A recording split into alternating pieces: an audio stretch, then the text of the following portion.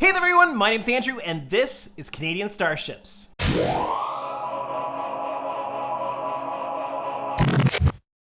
So welcome to update number 24 on the Enterprise E project. We are rolling right along with the paint scheme and things are really starting to look pretty cool. I've got a lot of stuff to show you in this update. Now, you'll probably remember that I said I wanted to have this finished by Christmas. That was Christmas 2020. Well, just with the way things are going in the world and new baby and all kinds of stuff, that obviously did not happen. But I'm happy to say that my client is happy with the progress and he's okay with the time frame and really happy with the quality of the work that's being done. So I'm really excited about that. Really hoping that he'll enjoy it when he sees the final product later on, hopefully not too long from now. And I'm absolutely going to make no prognostications as far as what amount of work I'm going to get done in this update, because what will get done will get done. And I'm not going to rush through anything because I want the detail to really pop on this model. So let's take a quick look to see at what is happening on the model now. But before we get started, why not take a moment and click the subscribe button, and while you're here, click on that notification bell so you don't miss a single video. So although I'm not going to show you all of the different painting steps involved, because that would just take way too long because there's so much going on this project, this is just something I thought was too cool not to show you. This must be a couple thousand tiny pieces of tape. This is got to be the most densely packed Tetris Aztec pattern area on the entire ship. And there's all of the pinstriping going on here, which was a challenge in and of itself. And then all of this Aztecing was incredibly time consuming. So before I did the bulk masking and prepared this for painting, I wanted you to get a really good chance to see just what this looks like, because even with just the tape, it looks really cool. As you can see, there's a significant amount of progress that has been made since the last time you've seen this. So all of the central Aztecing paint work is done and all of those masks have been pulled, and I've gone ahead and done all the masking and painting for these triangular sections that run all the way from the front of the bridge back to the impulse housing. Now, this was quite tricky for a few reasons. One, it's a 3-step painting process. So the first thing that had to happen was that the outside shape had to be masked off and sprayed with a light gray, which is the color of the pinstriping all around the edge and some of this pinstriping in here. Then all of that pinstriping had to be masked off, and then the second color had to be placed in, which was a slightly darker gray, which is this medium gray here and in this section here.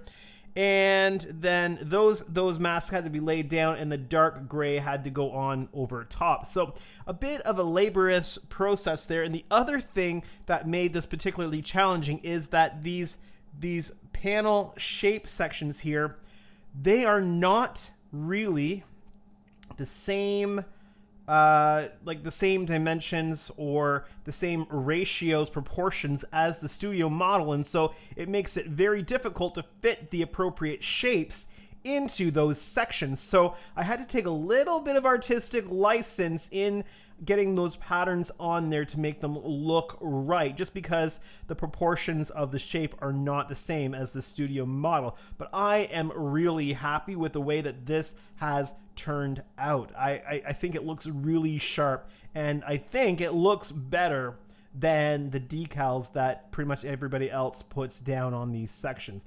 So my next area to work on are some of these back panels on this area.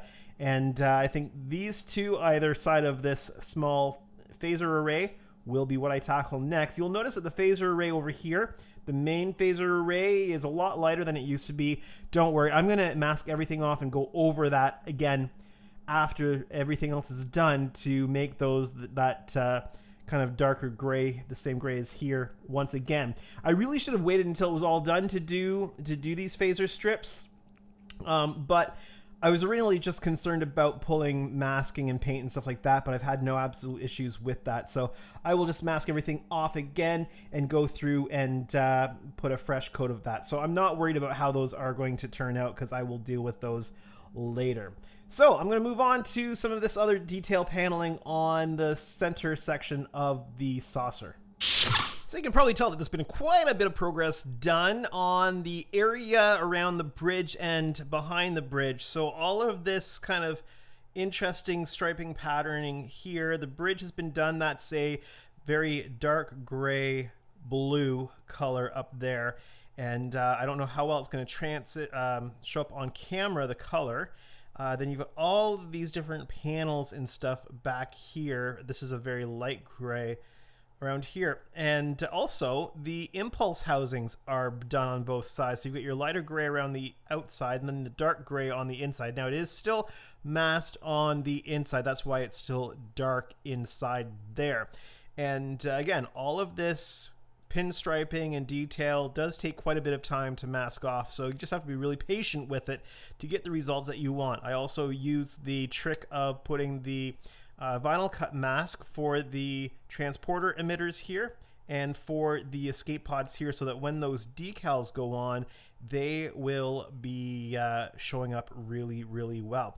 I've also moved on to doing the RCS thruster packs here, and they've got their yellow and they've got hand painted black details for the main part. I did try to do the strip down here that requires black, but hand painting that just was not getting it to look right. So I cleaned it off. I re-yellowed it down here. And what I think I'm going to do for that stretch, because the little piece, you can tip it up here and so you can see it a little bit better. The piece in here measures only about 5 millimeters long and 1.5 millimeters thick. And that's going to be really tough to get accurate painted in there. It's because it's also really tough to try to mask that off for the airbrush. I'm not sure it's worth trying to airbrush that. What I'm going to do is print off some black sections on decal paper and cut it up into, I'll make it 5 millimeters wide, and then I'll just cut it into strips that are 1.5 millimeters thick. And I'll use black decals on those sections just to make sure that that stays nice and crisp. I'm not using decals on any of this detail up here, but there are a time and a place to resort to using decals. And I think that the spots on the RCS thrusters right on the edge of the saucer are one of those times where it would be beneficial to use that. So I'll get that printed up. I'll get the varnish spray on them, and then I will get these on after the yellow has fully cured because they've just been recently touched up there. Here I'm just going to show you a little bit of the masking that goes into this. This is the phaser strip being remasked to have the touch-up paint done. You'll notice that I've started with a really thin piece of tape close to the phaser strip, and now I'm adding the small pieces of tape just to bring that out. All the masking goes from really fine right up close to the detail and then bigger from there. If you have some interest in more of the masking that I've done, check out the live streams on my channel where I've actually demonstrated masking off some of the Aztec detail and pinstripe.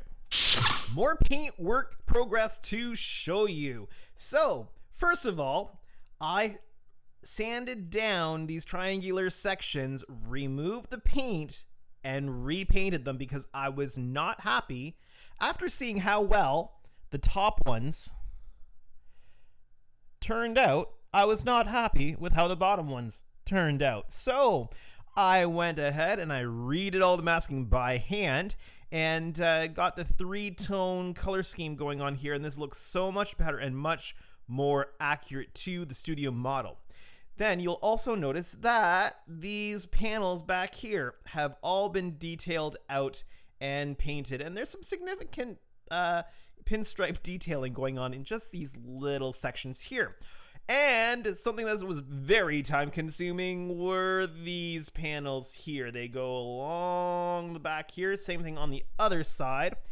And if I lift this up, you'll see that they carry over to the top side. And well, I've still got the starboard side to do on that section, which is what I'm going to be taping up and painting next. But this thing, the detail on this thing is really starting to pop. I'm really happy with the way it's coming along.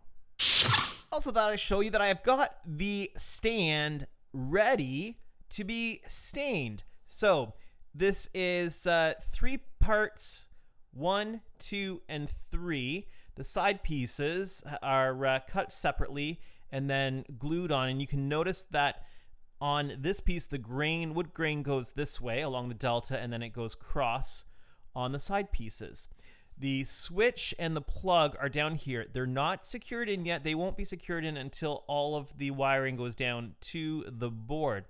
And then inside of here is a cavity where all the wiring will go, the board will go, everything will be hooked up, and it will be all set and ready to go with the post in here. So this is going to be stained a nice natural color, and it's going to be a really good solid base for this project. And that's going to be it for this update on the Enterprise E project. I mean, it's a bit of a short update. During this painting stage, there's really not a lot to show you. I mean, the results, don't get me wrong, the results, I'm just being blown away by how it's turning out on the model. I really hope it transitions that way to you on the screen. The results, I'm just really amazed with. But as far as quantity of things, there's just not a lot to show you. It takes a long time to do the pinstripe masking and the Aztec masking, and it's just a really long and lengthy process. So I hope that you've enjoyed this update. If you did enjoy it, please make sure that you hit that like button. If you're new to my channel or you haven't done so yet, why not hit that subscribe button today? You'll make me very happy if you do. But for now, my name is Andrew, and this is Canadian Starships. Have a great day, everyone.